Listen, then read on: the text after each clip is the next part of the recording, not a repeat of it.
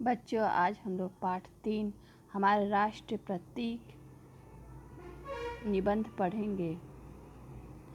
राष्ट्रीय प्रतीक हमारे राष्ट्रीय चिन्ह के बारे में जानेंगे। इस पाठ में हमारे राष्ट्रीय प्रतीकों का उल्लेख किया गया है। हमें इन प्रतीकों के बारे में जानना चाहिए तथा इसका सम्मान करना चाहिए। इस पाठ में हम लोग राष्ट्र प्रतीकों या चिन्हों के बारे में उल्लेख किया गया है। हमें इन प्रतीकों के बारे में जानना चाहिए तथा उसका हमेशा सम्मान करना चाहिए। भारत एक स्वतंत्र राष्ट्र है। हम सब भारत के नागरिक हैं। प्रत्येक राष्ट्र के कुछ प्रतीक चिन्ह होते हैं।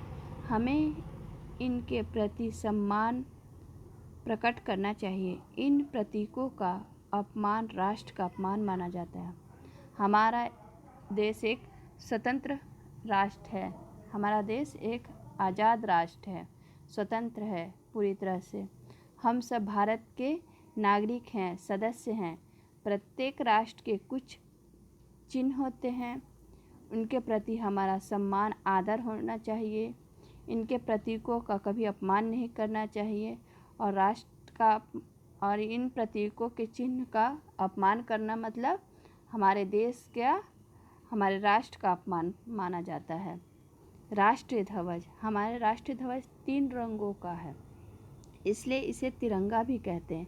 हमारा राष्ट्रीय झंडा 3 रंगों से बना है, इसलिए इसे तिरंगा कहा जाता है। सबसे ऊपर केसरिया, मध्य में सफ़ेद और नीचे गहरे हरे रंग की पट्टी होती है। सबसे ऊपर केसरिया रंग होता है, बीच में सफ़ेद, नीचे गहरे हरे रंग की पट्टी होती है। ध्वज की लंबाई चौड़ाई में 3 और 2 का अनुपात होता है।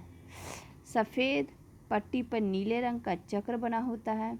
इस चक्र में 24 कमानियाँ होती है जो प्रगति की सूचक है, जो प्रगति उन्नति का सूचक है। राष्ट्रीय प्रतीक, यह प्रतीक सम्राट अशोक द्वारा सारनाथ में बनवाया गया था। यह प्रतीक कहाँ बनाया था?